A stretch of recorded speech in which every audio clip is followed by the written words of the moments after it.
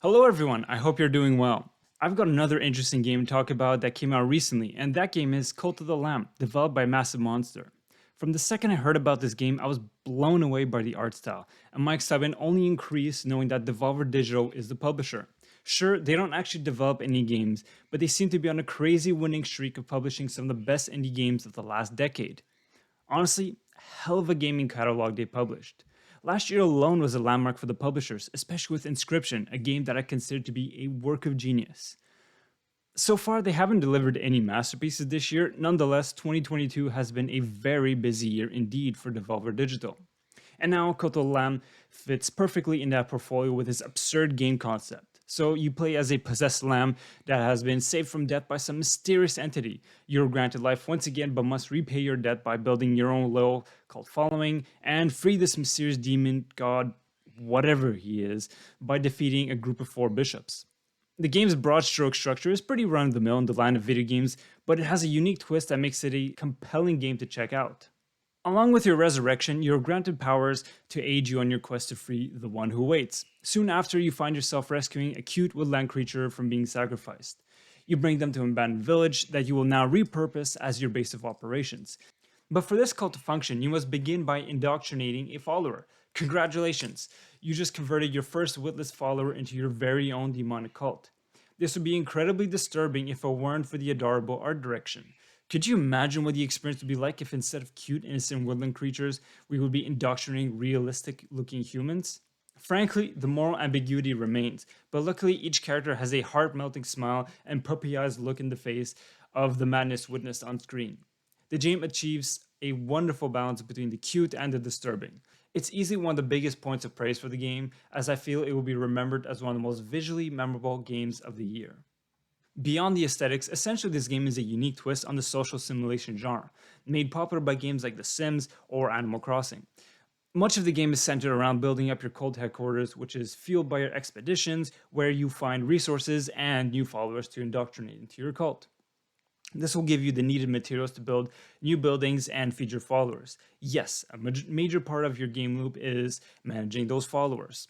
You have various actions, or lack of actions on your part rather, will affect the overall faith of your cult. Have that drop too low and you will have an unhappy population that are ready to dissent. And there are various actions you can take to address this. So you can build enough beds for everyone to sleep in so they aren't homeless, do daily sermons in your temple to further their indoctrination, perform various rituals, or in a worst case scenario, jail dissenting followers and begin a process of re-education.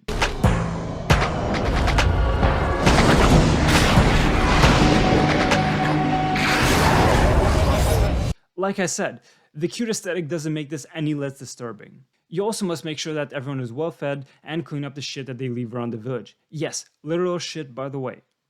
Otherwise, disease will spread and followers will fall ill and perhaps even die if they don't receive medical attention. During the daytime when the village isn't asleep, everyone is hard at work and a portion of your followers will pray at your statue to grant you their devotion.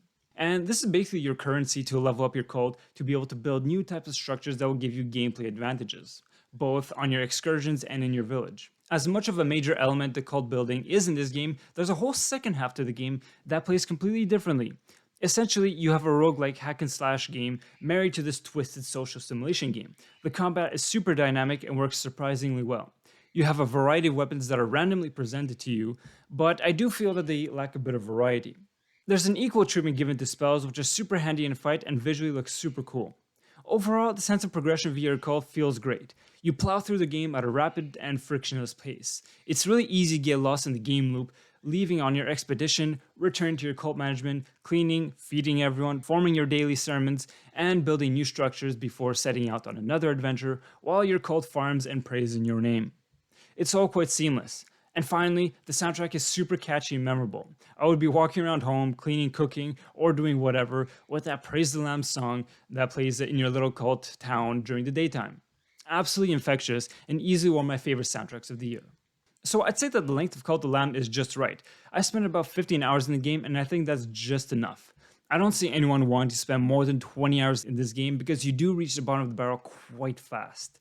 And while I'm a big fan of these shorter but memorable games that try out weird new ideas, The game loop does get stale way faster than expected. Though the combat does a serviceable job, it's the weakest part of the game. It's basic in comparison to other roguelikes, and it doesn't help that some of the spells and weapon types just aren't that great. Even when progressing in the game and switching to a new area, your runs still feel more or less the same. The colors of the environment are different, but it's still the same square or rectangle with identical traps. Speaking of the other areas, there's a distinct lack of variety in the game's structure. Each section of the world needs to be completed 4 times, and then you have the final boss, and then you do literally the exact same thing in each of the 4 areas. You won't find any surprises to that formula, and that's a bit of a shame. The biggest variety comes from the enemy types, but even those are quite minimal. Arguably, my biggest complaint is that I maxed out my cult building part of the game way before I even reached the 4th world. But it's still a design flaw in my opinion, since your village basically becomes self-sustaining. You no longer have to worry about resources, money, faith, hunger, sickness. You fully leveled up your cult, rituals, and combat progression. You have nothing new to find in your village apart from making it aesthetically pleasing, which might be enough for some people. So at that point, the game's progression literally plateaus. And it's not like the story is going to redeem the elements that feel lacking in the game loop. Unfortunately, it's paper thin and predictable. I doubt anyone will be surprised by the conclusion of Cult of Lamb's narrative. And honestly, that's fine. Not every game needs to have a super deep narrative if it has compelling gameplay. Now, I wouldn't say Cult of Lamb has dropped the ball here, but I do feel that it's a jack of all trades and a master of none. Overall, I still find this to be an easy game to recommend. It has a unique twist on the social simulation genre with a handful of creative ideas that stick the landing, and it has an incredibly memorable art style and soundtrack.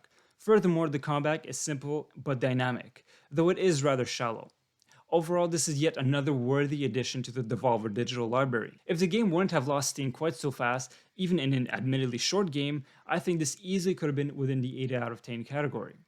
I think it's fair to say that this is a competently made game with a handful of memorable but unpolished ideas. I'm giving Cult of the Lamb a 7 out of 10. So there you have it, my thoughts on Cult of the Lamb. Let me know what you think of this game and if you agree or disagree with my opinion. I'll also take this opportunity to remind you all that I'm still very much new to this life as a YouTuber. So feel free to share your comments and feedback in the video. Don't be shy, this whole channel is very much a work in progress. What I can promise is that I will have a consistent and regular presence here, and that I will do my best to incrementally get better over time. As always, wishing you lots of love and health in your life. Take care, and until next time.